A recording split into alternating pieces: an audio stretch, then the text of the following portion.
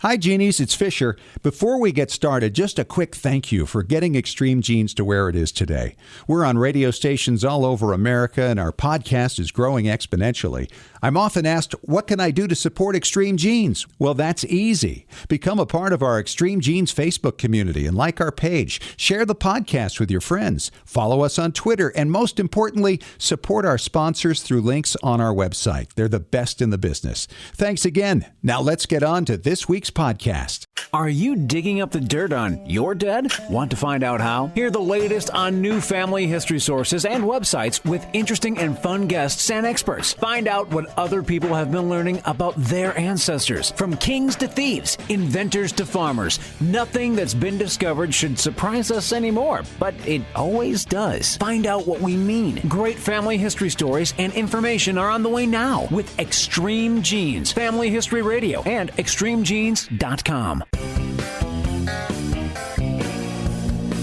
Yeah, I don't think Mother knew about this.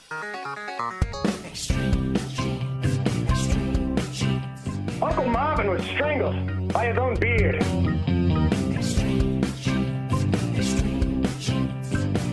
Yep, you never saw it coming.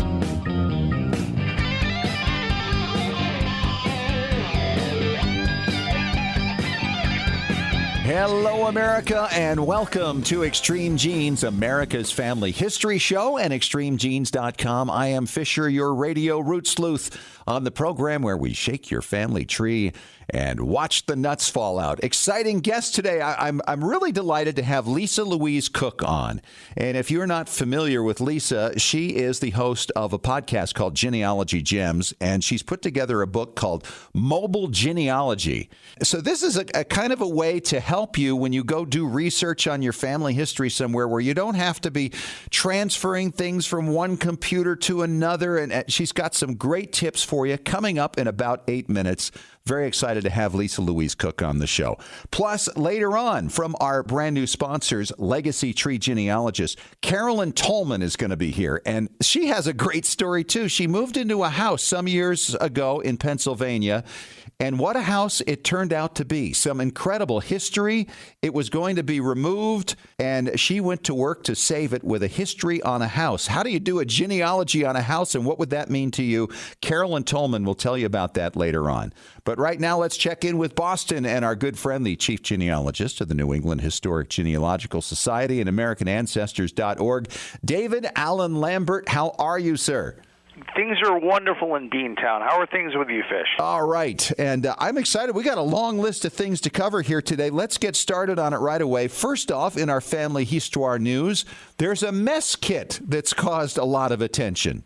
It did, and actually it's amazing. Metal detectors are always finding amazing things on battlefields, but this thing reunited a family.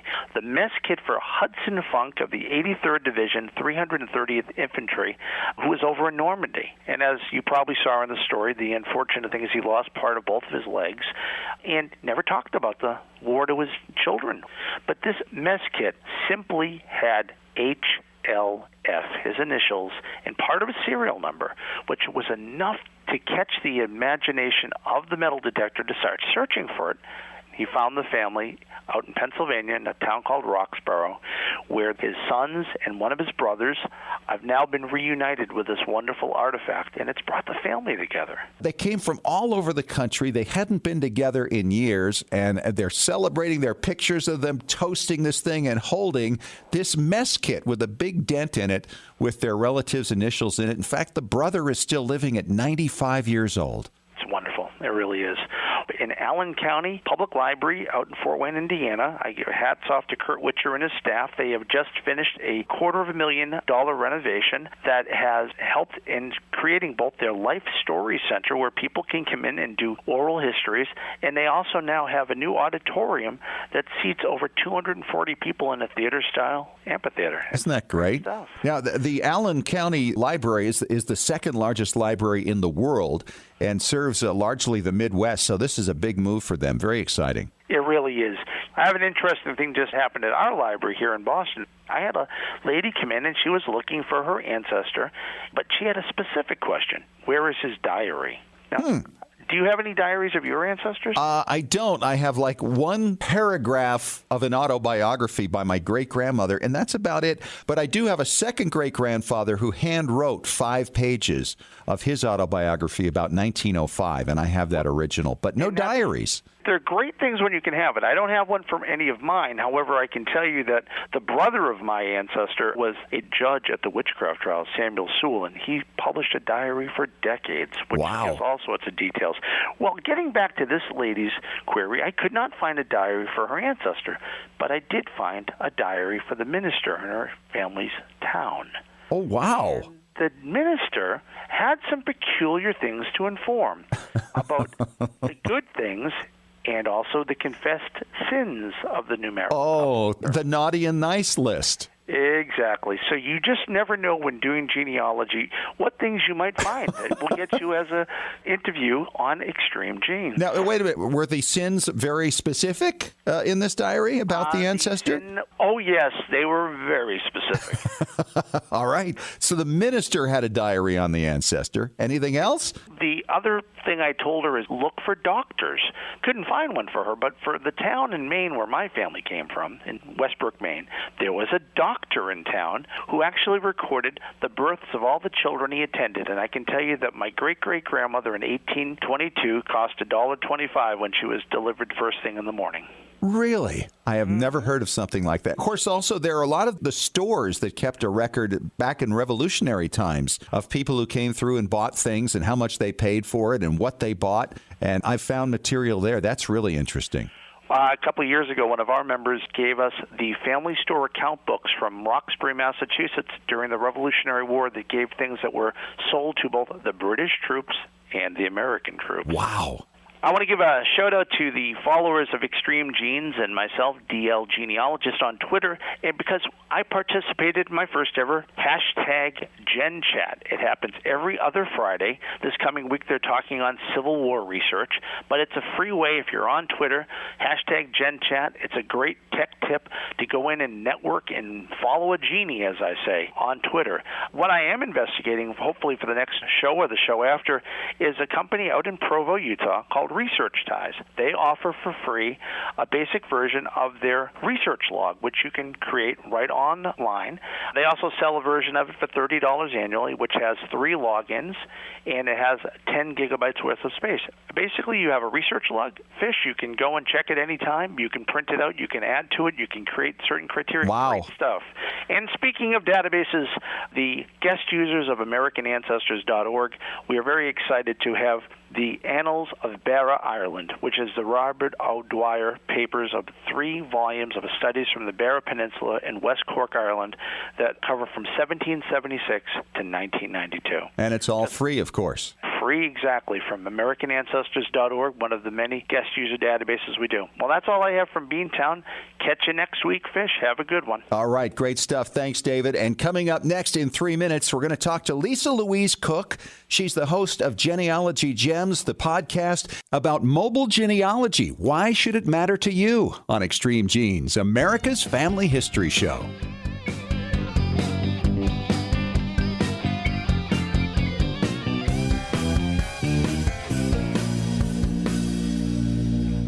Legacy Tree Genealogists is a proud sponsor of Extreme Genes. Based in Salt Lake City, Utah, near the world's largest family history library, we've been working with genealogists all over the globe since 2004 to track down records, find your ancestors, and the stories that bring your legacy to life. We also analyze DNA test results, help you join lineage societies, and find missing cousins or heirs to property. Legacy Tree is the recommended research partner of MyHeritage.com and is the world's highest client-rated genealogy firm. Call us toll-free at 1-800-818-1476. Call now or register online to get a free estimate. Learn from our free genealogy tips on our blog at legacytree.com/blog. Even experienced researchers can benefit from our proven and experienced staff of specialists who can bring new approaches to old problems. Legacy Tree Genealogists. We do the research. You enjoy the discoveries. legacytree.com.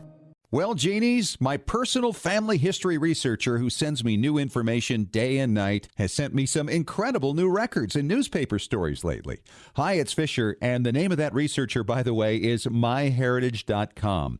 It's the hardest working service in genealogy, looking for records of your family 24 hours a day, 7 days a week. Yes, even while you're sleeping. How does it work? MyHeritage uses hundreds of algorithms to match your ancestors to over 5 billion records from around the world, and with 97% accuracy. That means no more wasting time figuring out whether or not a match really is a match. I hear from listeners all the time who are shocked with how much information is accurately found and then passed along. And now MyHeritage will translate your ancestors' names into English or any other language you like from foreign records. In fact, it works with over 40 languages. No one else does this. Whether you're a beginner or seasoned researcher, you need myheritage.com. Hi, Genies, it's Fisher. So excited to tell you about our very first Extreme Genes Family History Cruise, September 13th through 18th, 2016. We'll be leaving out of Boston on Royal Caribbean with stops in Bar Harbor, Maine, St. John, New Brunswick, and Halifax, Nova Scotia. On days we're at sea, join me and David Allen Lambert, Chief Genealogist of the New England Historic Genealogical Society and AmericanAncestors.org, for lectures and roundtables on several genealogical topics. See where your patriot ancestors fought in the Revolution, or where your loyalist ancestors claimed their new homes. For pricing, go to our Extreme Genes Facebook page or visit extremegenes.com. Now is the time to make your reservations, because when the cabins are gone, they're gone. Call Robin at Columbus Travel at 1-800-373-3328, extension 1010. And be sure to ask her about our special pre-cruise excursion in Boston. David and I look forward to seeing you.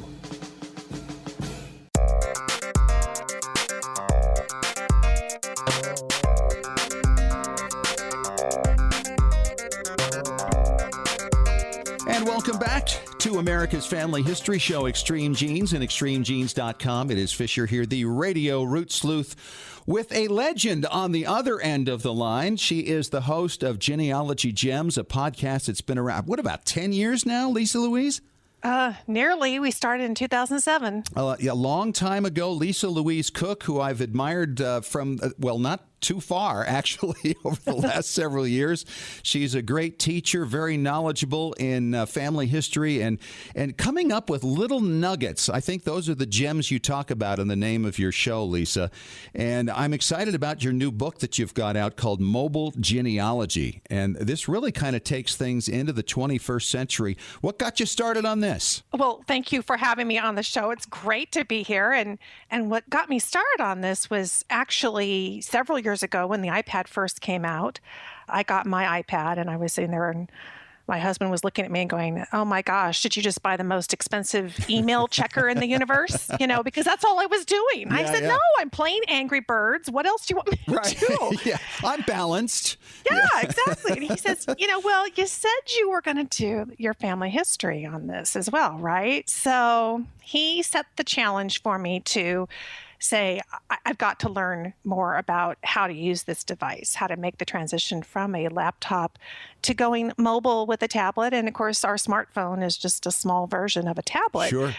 So my first book was How to Turn Your iPad into a Genealogy Powerhouse, because I had an iPad. That's what I was focused on.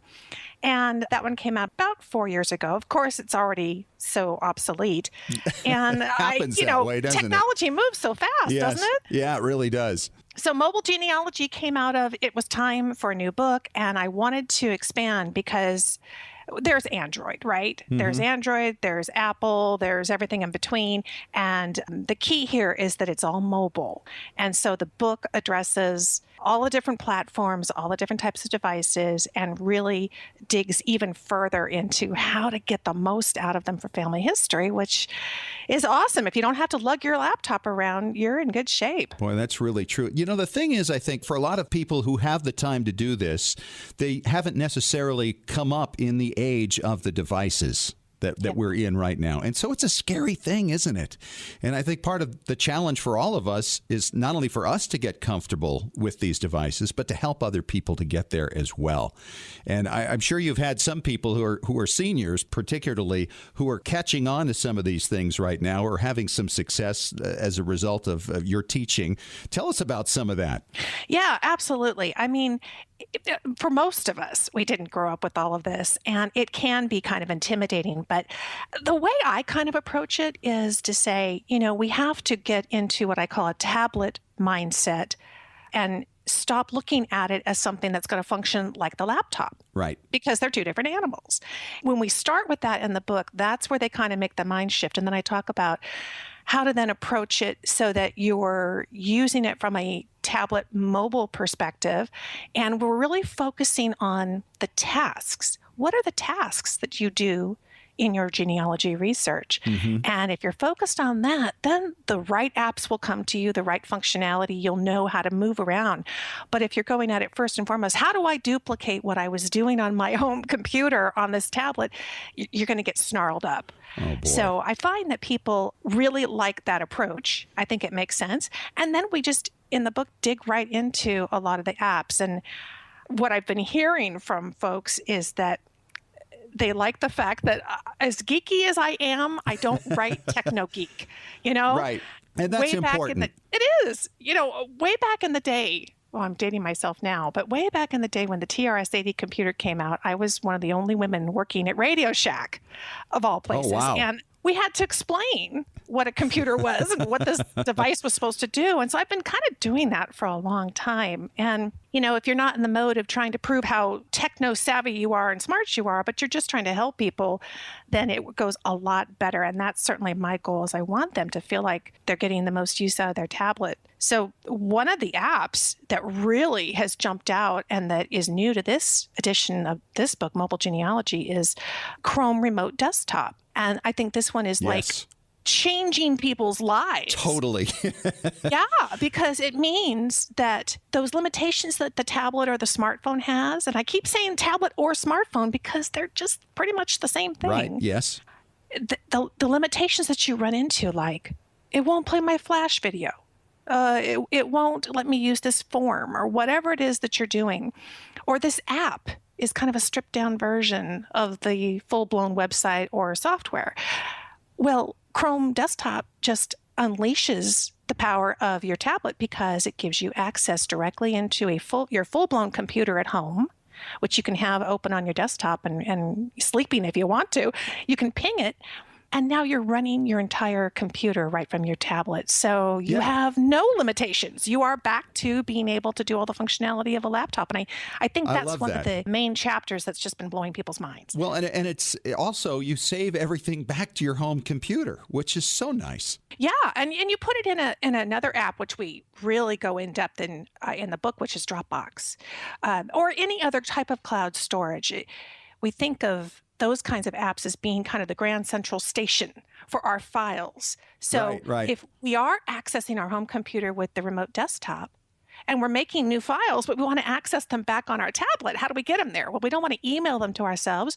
We save them to Dropbox, and then they show up in our Dropbox app on our mobile device. What could be better? Boy, I'll tell you, what a great tip just right there. That makes the whole thing worth it.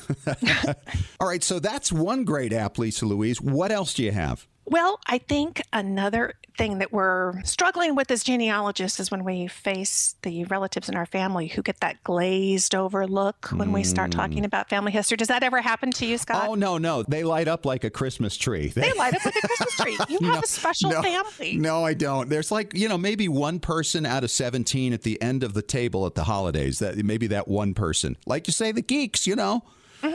But it's funny how it works, because usually by the end of a vacation visit or a holiday visit, everybody's saying now, hey, what was that story? Go ask Scott, and they always come back. So they have a lot of fun at our expense. But at the end of the day, they love what we do. Don't you think? I think they do. And the trick is to talk their language, right? Yes. To share a compelling story or do something, and share is the key here. As my one of my daughters says, if it's not shareable, it doesn't exist. Yeah, that's to right. To the millennials, it's got to be shareable, and that's what's enticing. And so here's an app that I love that I have in my photograph chapter, and it's called Retype. Retype. It's by Samoing Limited. Okay. And it costs, I don't know, $3. But I love this because it takes photos and turns them into what we call memes, right? These are really fun, shareable images on Facebook or whatever. We see them all the time. It's so easy to create your own. So I kind of walk the family historian through, let's take some of your family photos, your old family photos, add the text and the really cool, it adds kind of a really fun font. There's zillions of them to choose from. And you can either use the sayings that they offer up, or you can give it its own caption yourself. But I've been using this constantly, not only personally, but on my Genealogy Gems website to convey ideas in really fun, shareable ways. And so all these apps are coming along to basically take your family history and turn it into some form of art. And that's what's exciting, too, because art tells a story in a different way. Exactly. And in a really quick way, don't you think that you can look at something and you get it? Yeah, get that's exactly right. Yeah, exactly. And that's the joy of it. What's the name of that app again for people who missed it? It's called Retype. And like I say, it's about $3. You'll find it in the App Store. And I've got loads and loads of other types of exciting apps like that. So you can see this book is not just these are the genealogy apps, but I'm really focusing on what are you trying to accomplish? If you want to snag and captivate those people in your family, here's the app for you. We got to get outside that genealogy box, and we've really got to focus on what we're trying to accomplish and get it done. And that's what I'm hoping that people will find that the book will do. Well, that's the end game, is get everybody excited about it and sharing and preserving at the end of the day, and in a way that is usable by future generations, because we all want, it sure beats writing in a tree, right? You know, carving your name someplace, because that's about all there is otherwise. She's Lisa Louise Cooke. She is the host of Genealogy Gems, a great podcast. It's been around for a long, long time now. And of course, the Genealogy Gems website with all kinds of great things there. I'm just delighted to have you on, Lisa Louise. What do you have coming up on your show in the coming weeks? Well, you, sir, will be coming up on our show in the coming weeks. And we're also going to have one of the couples from the relative race on the show, which is the new BYU kind of DNA amazing race of genealogy TV show that's come out. And lots of good stuff. And if people are interested in more on mobile genealogy, we have a YouTube channel, youtube.com/genealogygems. You can also get to it from genealogygems.com, our main site. But I've got a class that we did at Roots Tech, and I saw you at Roots Tech. We did it in our booth, we recorded it, and they can watch it for free on video. I love the way you think. Great stuff. Lisa Louise Cooke, thanks for coming on. It's good to have you finally. Awesome to be here. Thanks, Scott. Lisa Louise always has tons of things going on at genealogygems.com. Hey, and just a reminder, by the way, coming up in September, it's going to be our very first Extreme Genes cruise. Yes, it's a fall foliage tour, but a lot of history mixed in as well. David Allen Lambert, the chief genealogist for the New England Historic Genealogical Society, will be joining me, giving lectures on days we're at sea, talking about the history of Boston, the colonial period, the Loyalists who settled Nova Scotia, the area we're going to be going to. So if you want to find out more, go to our Extreme Genes Facebook page and you'll see everything you need to know. And coming up next, we're going to talk to Carolyn Tolman from LegacyTree.com about the genealogy of a house. That's in 5 minutes on Extreme Genes, America's Family History Show.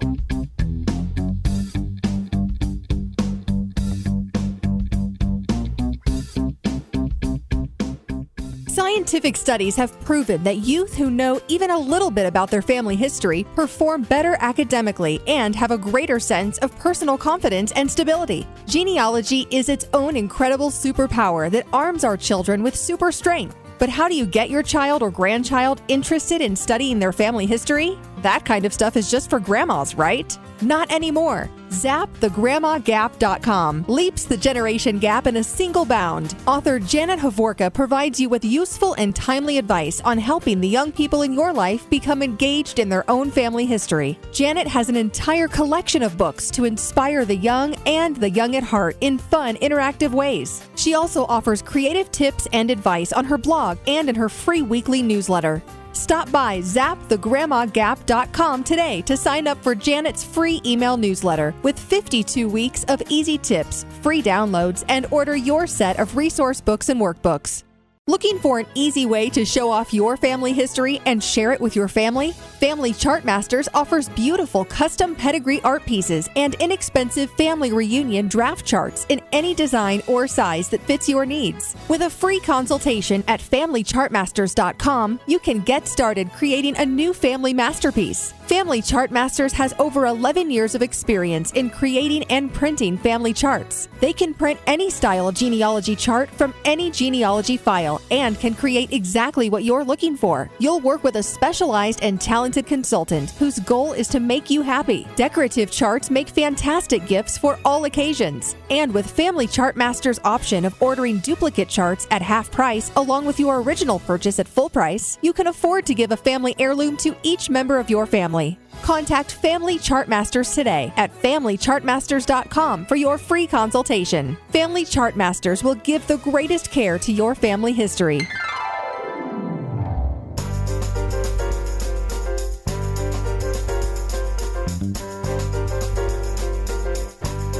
And welcome back to America's Family History Show, Extreme Genes and ExtremeGenes.com. It is Fisher here, the radio root sleuth, and I am very excited to have a new guest on the show, someone we haven't had on before. She is with Legacy Tree Genealogists, one of our new sponsors. Carolyn Tolman is here. Hi, Carolyn. Welcome. Hi. It's great to have you. I'm excited about what you have written on a blog here recently about doing the genealogy of a house. Now, I've gone through this recently where I saw that the home that my dad and mom built when I was 3 and we were in for 20 years recently went on the market for only the second time since we sold it. And so all the MLS listings had all the pictures of what it looks like today. And I was able to actually create some side-by-side pictures from photos of us back in the day and what it looks like now. And it's so much fun. But you actually you moved into a home that you'd never been in before or never even been in the neighborhood before and researched the house. And what a great experience. Talk about this a little bit. Yes, my husband had the opportunity to go to the U.S. Army War College, which is on the Carlisle Barracks Army Post in Carlisle, Pennsylvania. And because of the size of our family, they assigned us to this old farmhouse that was on post. And no one could really tell me the history of it. And I, being a genealogist, just had to know. You had to know. What year did it go back to? We figured out that it was built in about 1856. So before the Civil War. Wow, so antebellum. Yeah. Wow. And Confederate soldiers actually spent the night there the night before they were called away to Gettysburg. They had invaded the town, and the mother in the home fed them and sheltered them for the night. Now, wait a minute. How'd you find that out? There was a magazine that was from 1918. The author was the farmer at the farmhouse, and he talked about a young woman visiting who had grown up in the house who shared that story. And so this was in the magazine, but where did you find the magazine? Okay, I found out the house was going to be torn down, and I visited the Cumberland County Historical Society, one of the great old historical societies in Pennsylvania, and they found out where I was living, and they knew immediately that this was the Indian School farmhouse, and they brought out this magazine article and shared it with me. How cool is that? Yeah, that's what started the whole search. And so you decided you want to get into this a little bit more and see what had happened, because this place was going to be torn down after you left? Uh-huh. Once I visited the Historical Society, they said someone needs to document the history of this house to convince the Army that it does not need to be torn down. Well, who better than a professional genealogist like yourself? I felt like I was in the right place. So you started from there. You had a story from the very early years. Yes. What did you find and how did you do it? Well, I noticed that the street behind the house was named Parker Springs, and there was also a big spring behind the house. And so I knew I was looking probably for a Parker family. So I went to the land index and found a deed of an Andrew Parker selling his land to the Army, selling his farm. So I knew that it was the family of Andrew Parker. I then went to the Cumberland County Courthouse. And for me, I'm used to going to the Family History Library and dealing with microfilms, but there they pulled out their big dusty books and let me look through them. That is special, isn't it? And just the smell of it. Oh, yes. I like that. It was all I could do to keep from rubbing my cheek on the page. I was able to trace the owners of the house from the Parkers back to the former owners to the former owners. So I had this list of names and dates of owners. I then went back to the Historical Society who housed the tax records, And because I knew who owned the house and where they were living, I was able to find those records and notice what the tax man wrote on them. And I found out that in 1855, the house on the property was a stone house. But in 1858, it was a brick house. So that's how I figured out that they bought the property with a stone house and replaced it with the brick house that I was living in. So thanks to the tax records. That's how you got an idea of when the house was built, from the tax records. Yes. That's awesome. Yeah. So normally a genealogist will use those to trace people coming and going in a county, but I used it to trace the house and the condition of the house. Fascinating. Yeah. Absolutely amazing. So where did it go from there? Now, you're back just before the Civil War. You know what happens during the Civil War with the Confederates taking over and staying in there before they head off to Gettysburg. Yeah. Then what? Well, that house was right next to the Army post, and the post needed training ground. And in 1879, it had been abandoned after the Civil War. The Army wasn't using it. And Richard Pratt, who had been a soldier, had been out fighting the Indians. And he realized in his dealings with them that they weren't savages, they were humans. And he wanted to teach them. So he managed to get the post as an Indian school. Wow. So in 1879, the Indian school began, and they wanted to teach these Indian students how to farm. So they needed a real working farm, and they bought the Parker farm. So the farmhouse became a place where the Indian students would sleep and get their meals and then work on the dairy in the morning. And they also had classrooms in the house where they learned how to run a farm because they were teaching them how to compete with white men in white society. Wow. Now, how long did that go on? That school lasted until 1918, when the end of World War I required the post to be used as a hospital. So the school shut down in 1918. What a history, though. Civil War barracks to an Indian school to a hospital for the military. Yes. And then the medical school used the farmhouse also to teach the soldiers occupational skills in going back into civilian society. Now, how did you learn this, that it had become, at this time, a hospital? I visited the library in Carlisle, and every library has a local history room. And that's a favorite place for genealogists. Yes. And there was a history of Carlisle Barracks in that room. And thanks to that history, I was able to trace what was going on with the farm in connection with the post, which also meant I knew what was going on with the farmhouse. Wow. So this is amazing. Yes. The house continued to run the farm until about 1930, when the post took over most of the farmland and the farmhouse became quarters for soldiers. And from that point on, the connection that the house had to the Indian school became forgotten and diminished, and it didn't matter anymore. So that's how it came to be on the list to be torn down. People didn't realize the significance it had, the history that it had. Right. So you did all this work. You used tax records, I would assume some census records, some land records to determine who the people were who had been there. Yes, I did. I did use the census to trace the family and then the soldiers who lived in the house. And so now you're facing the potential of your work actually saving this historic home that you've come to love now as a result Very of much. this. Yes. What happened from there? Well, I published the history on just a free website. I wanted as many people to see it as possible. I shared it with the Army Post, hoping that they would realize this was too valuable to tear down. And they were already very set in their plans to build new housing. But the word got out to the descendants of the Indian students. And they started a petition, and the local newspapers picked it up. And at the very last minute, when the demolition was supposed to happen within just a few weeks, there was a conference of Native Americans on post about the Indian school. And the Army knew that they were there, and they chose that time to have a roundtable meeting where they announced that they were not going to tear it down after all. What a victory. It was. Now, were you there for that? I was. Oh, wow. Yeah.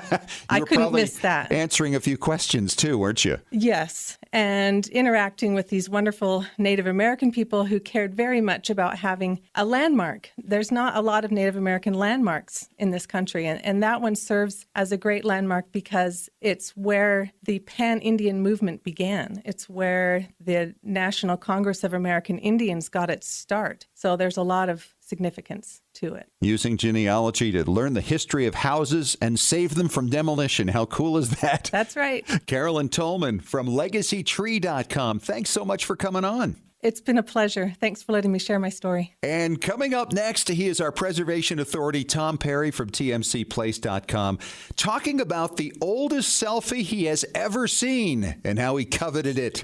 We'll tell you all about it coming up next on Extreme Genes, America's Family History Show.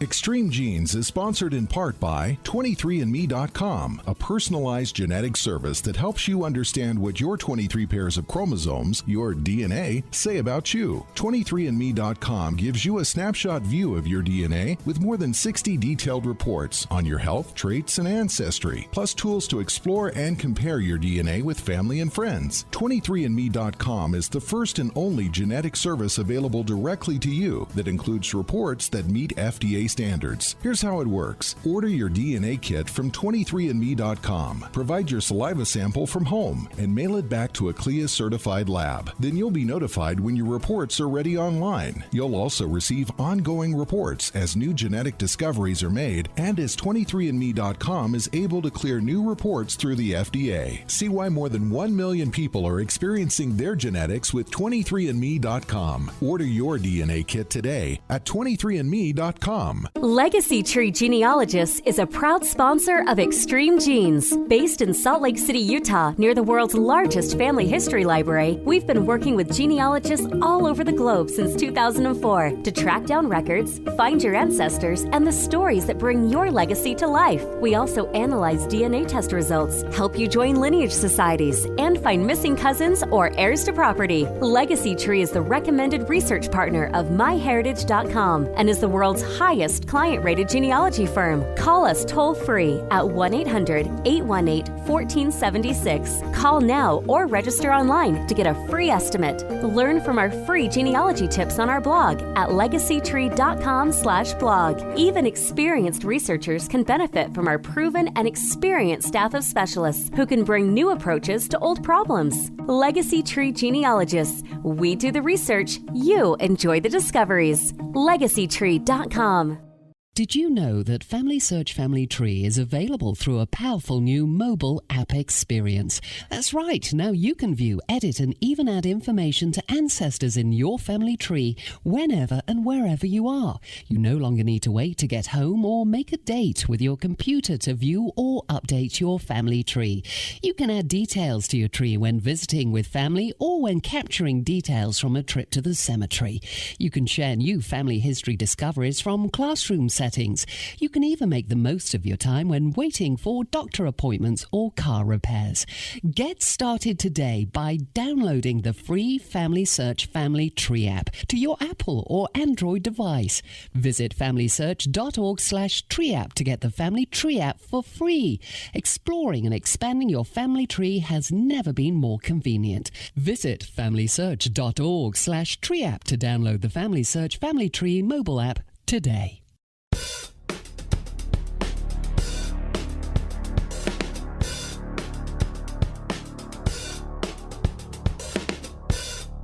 And welcome back to Extreme Genes, America's Family History Show. It is preservation time with our good friend Tom Perry from tmcplace.com, our preservation authority.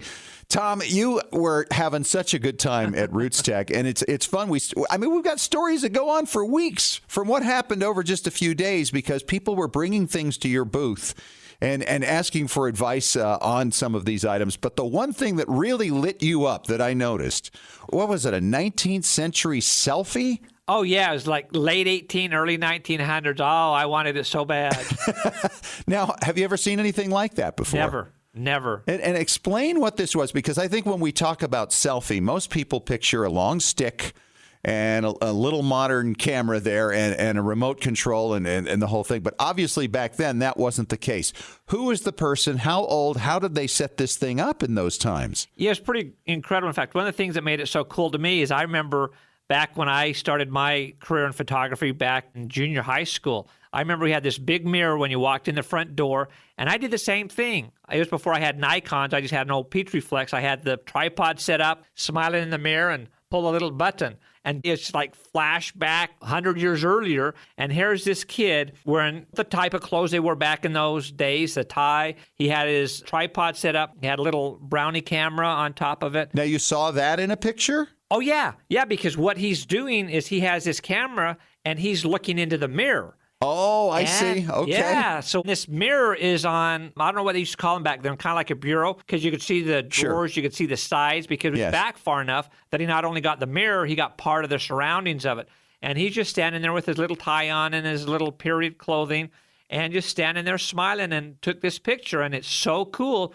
And the thing that makes it so cool is it's not just a selfie, but you can see it's not a fake selfie. Right. Because you can see the things on the outside, the old bureau that it's sitting on, the handcrafting around the mirror. And that was a cool thing. I saw this and I loved it. So that's a mirror image, though, of himself, right? Exactly. Which you could reverse and flip if you wanted to. Exactly. So it was a selfie in the old-fashioned ways, because in the old days, you didn't even have timers on your camera. So you couldn't run and get in the picture. You had to have somebody else do it. So it truly was a selfie. Somebody took a picture of him, and it was so cool. But then the one downside of the picture had a lot of spots on it just from being old and wear and tear. And the lady that brought it in told me the history that I believe...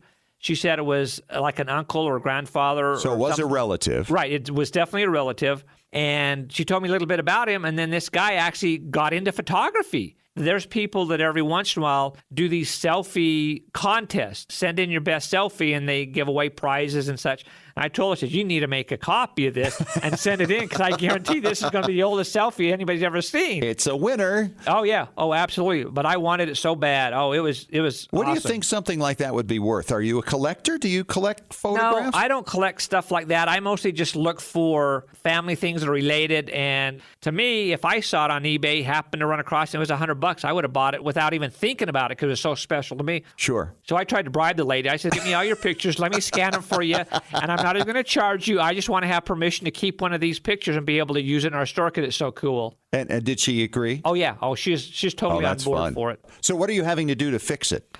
Okay, so what we'll do first is we'll scan it at a really high DPI, and since it is a black and white, we're still going to scan it in color like we talked about last week, because it gives you more information. Most of the spots on it are about the size, a little bit bigger than a pencil lead, so they're not huge. And so we go into Photoshop, which is a great program to do editing. Once we get all these things done, it'll look like the guy just took the picture, and it'll look awesome. Well, isn't that great? And Photoshop Elements, too, a cheaper version with all those same tools on it for anybody. You don't have to get the full-blown Photoshop like you mentioned.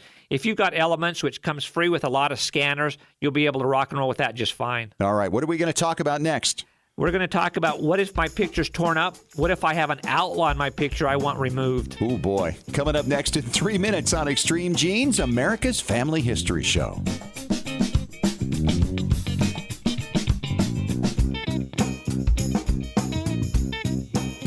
Looking for an easy way to show off your family history and share it with your family? Family Chartmasters offers beautiful custom pedigree art pieces and inexpensive family reunion draft charts in any design or size that fits your needs. With a free consultation at FamilyChartmasters.com, you can get started creating a new family masterpiece. Family Chartmasters has over 11 years of experience in creating and printing family charts. They can print any style genealogy chart from any genealogy file and can create exactly what you're looking for. You'll work with a specialized and talented consultant whose goal is to make you happy. Decorative charts make fantastic gifts for all occasions. And with Family Chartmasters' option of ordering duplicate charts at half price along with your original purchase at full price, you can afford to give a family heirloom to each member of your family.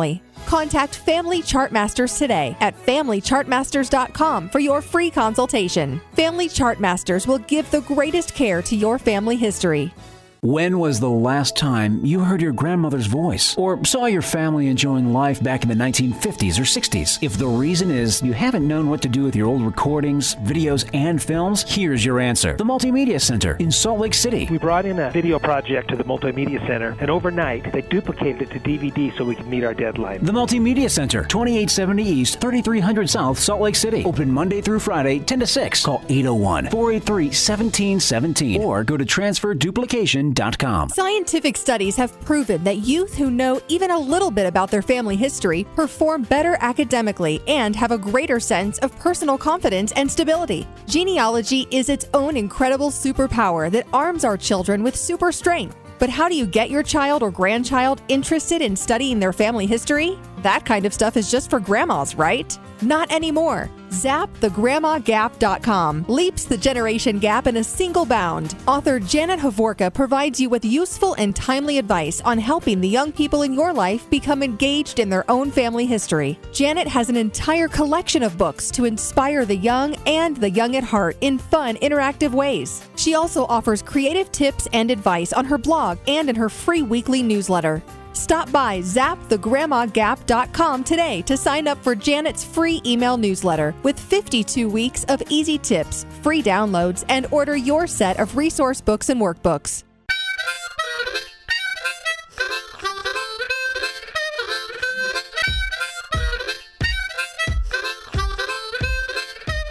We are talking preservation with Tom Perry from TMCplace.com, our preservation authority on America's Family History Show, Extreme Genes.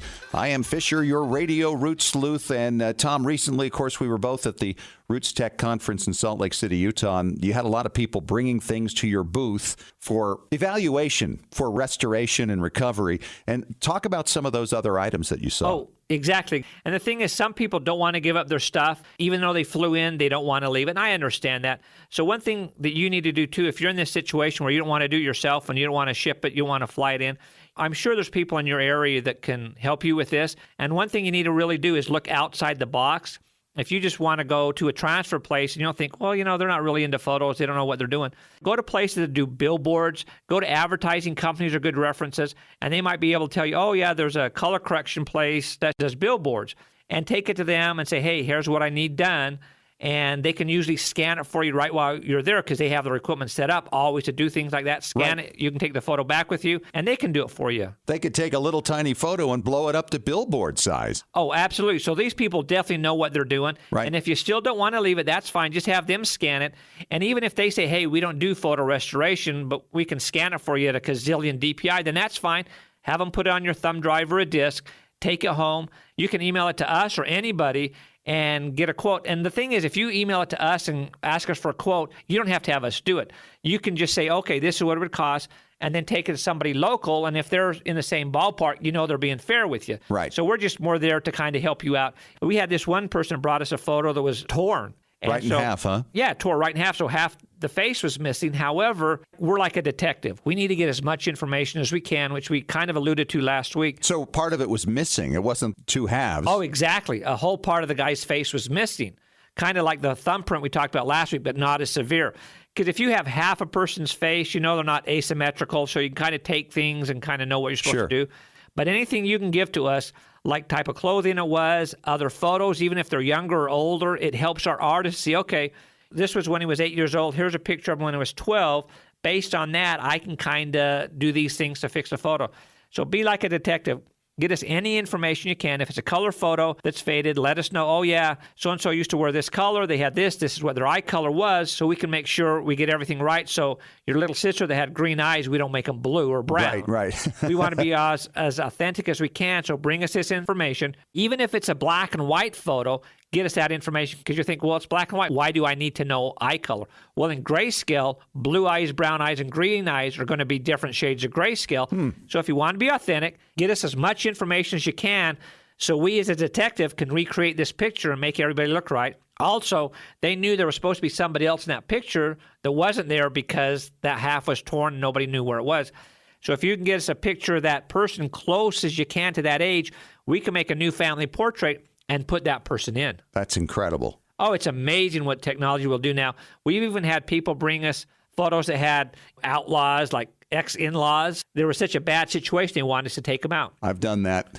Oh, you have to. And we can take people out, even if they're front and blocking people, we can remove them, then rebuild people's shoulders or arms or hands or whatever to make it look like they were never there. And as we just mentioned, we can take people and put them in. We've had people that had lost a child that was really, really young, and they still wanted the person to be in there. And so we can either put them in at the age that they became deceased, or if they passed away when they were 14, and this picture was taken when they would have turned 16, we can put them in as a 14-year-old or even kind of age them and make them look like 60. You can do aging. Oh, absolutely. Oh, boy. Great stuff as always, Tom. Thanks for coming on. Good to be here again. I cannot believe we're done for another week. Thanks once again to Lisa Louise Cooke, host of Genealogy Gems, a great podcast at genealogygems.com, talking about mobile genealogy and why you need it. Catch our podcast at iTunes, iHeartRadio's Talk Channel, or extremegenes.com if you missed it. Also to Carolyn Tolman from legacytree.com, talking about doing genealogy on a house. Talk to you next week, and remember, as far as everyone knows, we're a nice, normal family.